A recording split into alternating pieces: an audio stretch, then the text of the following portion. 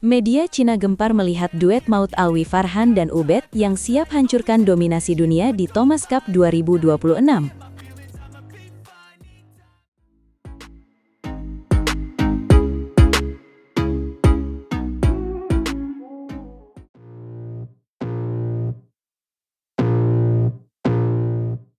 Halo pecinta bulu tangkis, selamat datang kembali di channel kesayangan kita semua. Hari ini kita akan membahas kabar mengejutkan dari negeri tirai bambu. Wah, ada apa ini?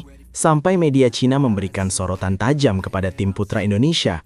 Padahal gelaran Thomas Cup 2026 masih cukup lama ya. Betul, tapi geliat regenerasi tunggal putra Indonesia saat ini sedang berada di jalur mengerikan. Bahkan mereka memprediksi Indonesia pantas menjadi unggulan kedua di ajang bergengsi tersebut. Unggulan kedua, itu posisi sangat strategis untuk undian grup nanti.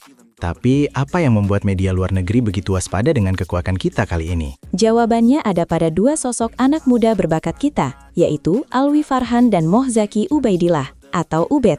Mereka dianggap sebagai ancaman nyata bagi peta kekuatan dunia. Oh, Alwi Farhan.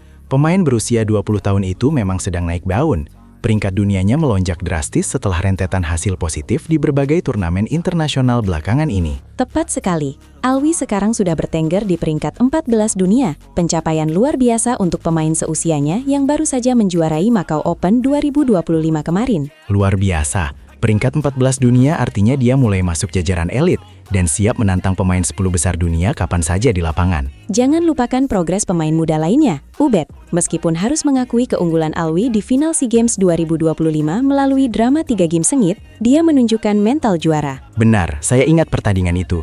Mereka menciptakan derby Indonesia di babak final yang membuktikan bahwa stok tunggal putra kita tidak pernah habis, meskipun sudah ada Jonathan dan Anthony Ginting. Dan lebih gilanya lagi, Ubed baru saja membuktikan kualitasnya dengan menuntaskan misi revanche kepada Alwi Farhan di Thailand Open 2026 dengan keluar sebagai juara pertama. Tunggu, jadi Ubed mengalahkan Alwi di final Thailand Open. Persaingan internal sehat seperti ini sangat menguntungkan tim Thomas Cup kita, karena punya banyak opsi pemain yang sedang prima. Itulah poin utamanya. Saat ini, Ubed berada di peringkat 37 dunia. Tapi melihat cara bermainnya yang taktis, banyak pengamat yakin peringkatnya akan terus meroket menyusul Alwi. Media Cina pasti melihat ini sebagai ancaman serius, karena biasanya mereka hanya fokus pemain senior, tapi sekarang ada dua tenaga muda yang siap meledak di Thomas Cup nanti. Benar, mereka menyebutkan bahwa Indonesia berhasil melakukan proses regenerasi dengan cepat dan efektif. Bayangkan di usia 20 tahun, Alwi sudah bisa bersaing di level atas dunia. Saya setuju, apalagi format Thomas Cup membutuhkan kedalaman skuad kuat. Kehadiran Alwi sebagai tunggal kedua atau ketiga akan menjadi mimpi buruk bagi negara lawan manapun. Indonesia dianggap layak menjadi unggulan kedua. Karena selain punya pemain berpengalaman, kita punya senjata rahasia dalam diri Alwi dan Ubed yang bisa mengubah jalannya pertandingan kapan saja. Selain faktor teknis, mentalitas kedua pemain muda ini patut diacungi jempol.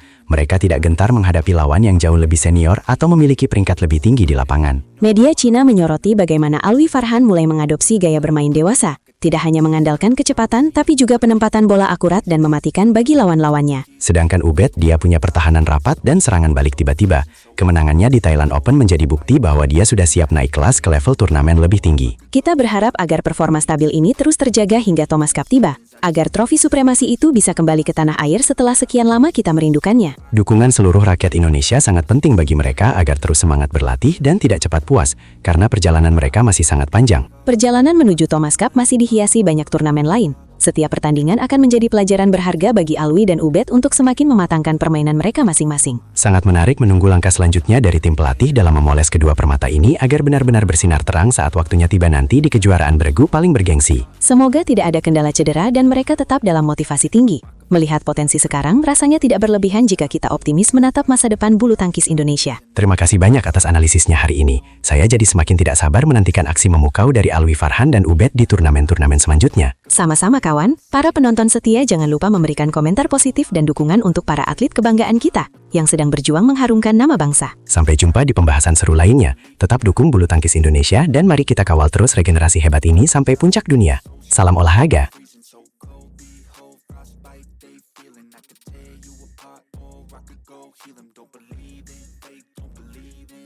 I just need a taste and my mind starts feeling. I don't pace myself, I grind on kneeling. Got lust for change, I just love the feeling. I ain't gonna give up, got too little time, I'ma live up.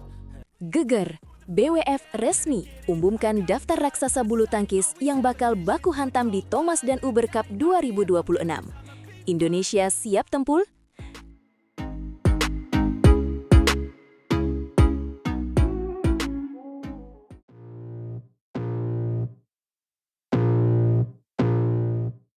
Selamat datang kembali di saluran kita, para pecinta bulu tangkis sejati. Hari ini, kita punya kabar yang benar-benar bakal bikin jantung kalian berdegup kencang. Federasi Bulu Tangkis Dunia atau BWF baru saja merilis daftar resmi 16 negara yang akan bertarung di ajang paling bergengsi, Thomas dan Uber Cup 2026. Wah, ini dia yang kita tunggu-tunggu. Horsens Denmark bakal jadi saksi bisu pertarungan para raksasa. Tapi tunggu dulu, bukannya persaingan kali ini terasa jauh lebih mencekam dibanding edisi sebelumnya? Kamu benar sekali. Bayangkan saja, komposisi pesertanya benar-benar hasil saringan yang sangat ketat melalui jalur kualifikasi kejuaraan beregu tingkat benua. Tidak ada ruang untuk tim yang hanya sekedar lewat. Semuanya adalah kampiun atau tim dengan peringkat dunia yang mengerikan. Dan yang bikin heboh adalah bagaimana BWF menentukan unggulannya. Mereka menghitung akumulasi poin dari 3 tunggal putra dan 2 ganda putra terbaik tiap negara per 17 Februari 2026. Ini artinya, kedalaman skuad benar-benar diuji sampai titik darah penghabisan. Benar, lihat saja Cina. Mereka masih memimpin sebagai unggulan pertama dengan total 390.513 poin. Itu angka yang sangat fantastis dan menunjukkan betapa dominannya mereka saat ini. Indonesia harus benar-benar waspada jika tidak ingin dilibas habis. Tapi jangan lupa, Jepang juga tidak main-main. Mereka yang baru saja menjuarai Asia menempati posisi unggulan keempat dengan 304.891 poin. Lalu ada Prancis yang menjuarai Eropa. Kekuatan bulu tangkis sekarang sudah tidak lagi hanya milik Asia. Betul, Prancis berada di unggulan kelima. Ini sejarah baru. Sementara itu, negara-negara seperti Aljazair, Australia, dan Kanada juga memastikan tiket mereka sebagai jawara regional. Mereka mungkin dianggap kuda hitam, tapi di turnamen peregu, kejutan bisa datang dari mana saja. Bicara soal kejutan, sektor Uber Cup malah lebih gila lagi. Bulgaria untuk pertama kalinya menjuarai kejuaraan bergu putri Eropa. Mereka lolos bersama Ukraina dan Turki yang juga mencatatkan sejarah. Apakah ini pertanda dominasi Asia di sektor putri mulai goyah? Sepertinya begitu. Meski Korea Selatan masih sangat tangguh sebagai juara Asia, Cina sebagai juara bertahan Uber Cup tentu tidak akan tinggal diam. Indonesia sendiri yang mencapai semifinal di Asia harus berjuang ekstra keras. Chinese Taipei dan Jepang juga mengintai dengan kekuatan penuh. Saya merinding membayangkan pengundian fase grup yang akan digelar tanggal 18 Maret 2026 nanti. Itu akan menentukan nasib tim kita. Apakah kita akan terjebak di grup neraka atau mendapat jalan yang sedikit lebih lapang? Apapun hasil undiannya, satu yang pasti, pertarungan di Horsens nanti dari tanggal 24 April sampai 3 Mei 2026 akan menjadi perang saraf yang luar biasa.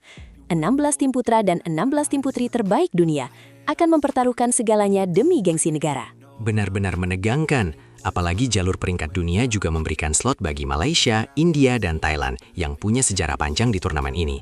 Mereka semua punya pemain-pemain kelas dunia yang bisa membalikan keadaan dalam sekejap mata. Kita bicara soal Thomas Cup dulu. Indonesia punya tradisi juara yang sangat kuat di sini. Namun, melihat daftar pesertanya ada Jerman, Swedia, bahkan Inggris yang lolos, kita tidak boleh meremehkan siapapun.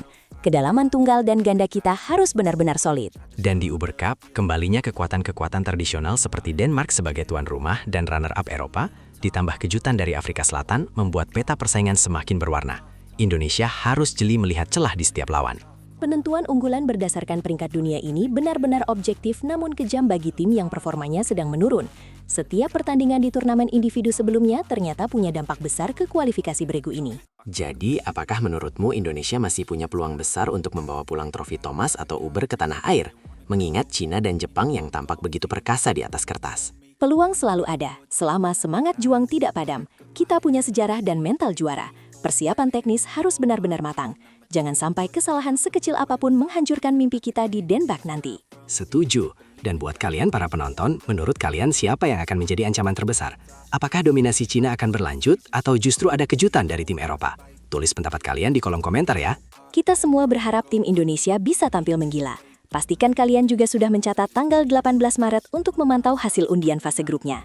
Kami akan terus memberikan update terbaru seputar persiapan tim Indonesia menuju Horsens. Pastikan kalian terus mengikuti saluran ini agar tidak ketinggalan informasi paling panas dari dunia bulu tangkis. Terima kasih sudah menonton. Sampai jumpa di video analisis berikutnya saat undian grup sudah keluar. Mari kita doakan yang terbaik untuk pahlawan kita. Sampai jumpa dan tetap semangat mendukung bulu tangkis Indonesia. Indonesia juara. Kita pasti bisa melewati grup neraka dan meraih kemenangan manis di Denmark nanti. Dah!